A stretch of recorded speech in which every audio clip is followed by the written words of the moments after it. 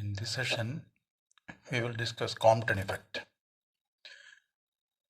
Compton Effect gave the particle nature of radiation. Now, when consider a graphite block, this is a graphite block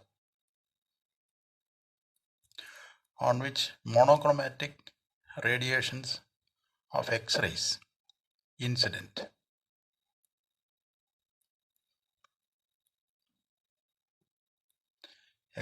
X-rays having a single wavelength lambda incident on the graphite block. The radiation gets scattered in all directions.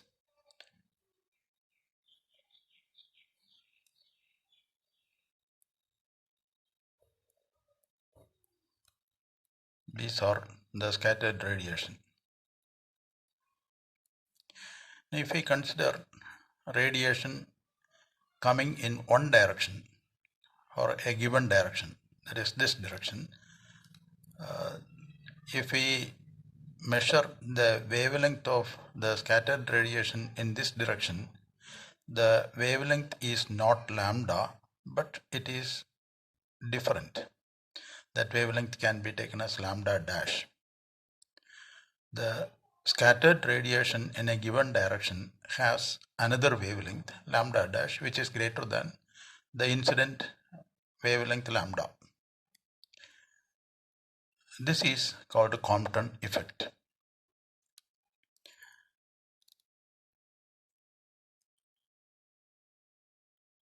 Here, Compton assumed that the X-rays consist of photons of energy E is equal to S nu, is equal to hc by lambda.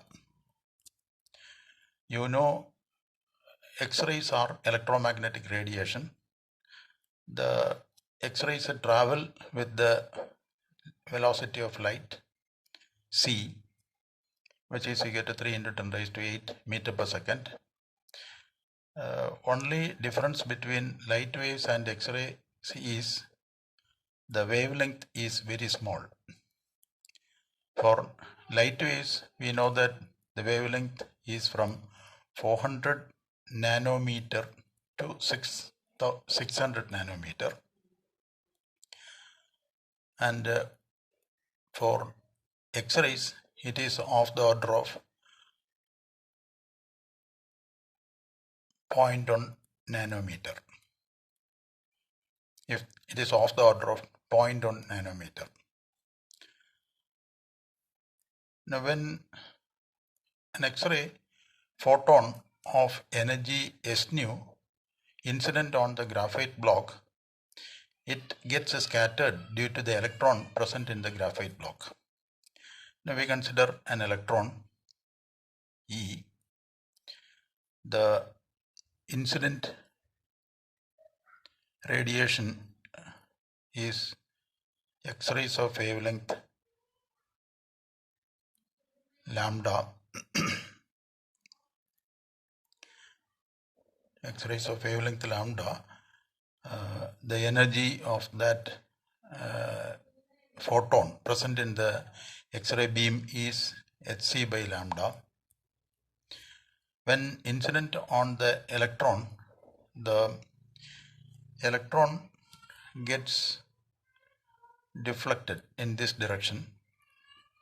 This is the direction of incident wave, and it is scattered. The electron gets deflected in this direction, and its direction of motion can be taken as theta, and the scattered radiation will move in this direction, and the angle between the incident radiation and the scattered radiation can be taken as phi, and in this given direction the wavelength of the scattered X-ray is lambda dash, and the frequency will be changed. The energy of the X-ray photon scattered from electron is E is equal to S nu dash, which is equal to Hc by lambda dash.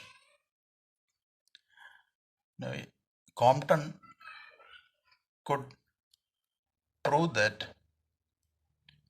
the wavelength difference between the scattered radiation in a given direction and the incident wavelength, the change in wavelength can be taken as delta lambda is equal to lambda dash minus lambda, where lambda dash is the wavelength of the scattered beam, lambda is the wavelength of the incident beam. The difference between these two is equal to h by m0c into 1 minus cos phi. This was discovered by Compton. Here h by m0c is a constant. H is the Planck's constant, m0 is the rest mass of the electron, c is the velocity of light. All these are constants, and this is taken as the Compton wavelength. H by m0 is called the Compton wavelength. m0c is the Compton wavelength,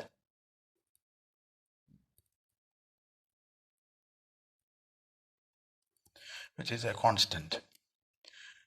And you know, h is Planck's constant.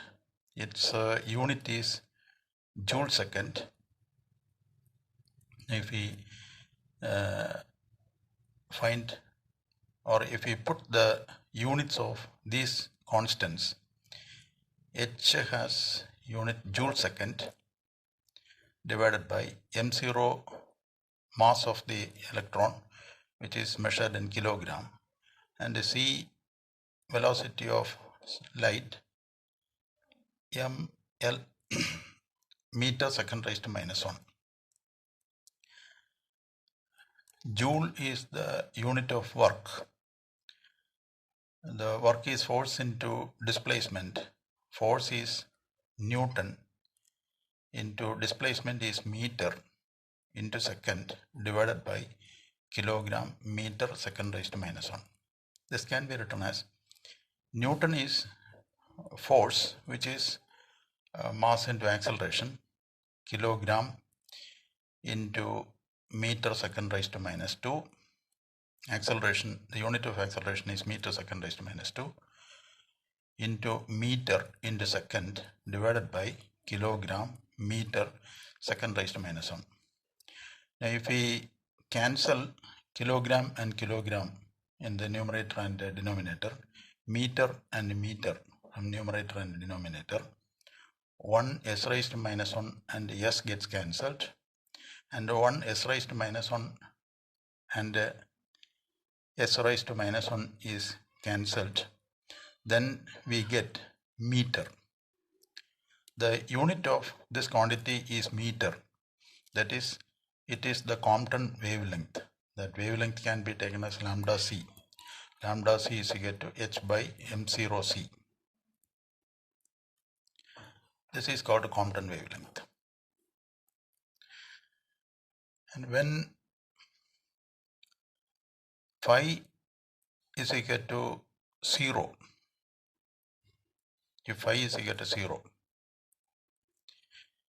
then cos phi is equal to cos 0. Cos 0 is 1, and if we put cos phi is equal to 1 here in this equation, we get h by m0c into 1 minus 1. 1 minus 1 is 0, therefore delta lambda is equal to 0. That means in the incident direction, if the beam is scattered in the incident direction, the wavelength change is 0. That is, the wavelength is same as the incident wavelength. If phi is equal to 180 degree, that is the scattered beam is moving in a direction opposite to the incident beam, then the angle phi is equal to 180 degree. In that case, cos phi is equal to cos 180 degree is equal to minus 1. Therefore, delta lambda is equal to h by m0c into 1 minus minus 1, which is equal to 2h by m0c. Therefore, the change in wavelength is from 0 to 2h by m0c. This experimental result confirms the particle nature of radiation. If the radiation has particle nature, then only this condition is satisfied. Therefore, the X-rays consist of photons, which are particles.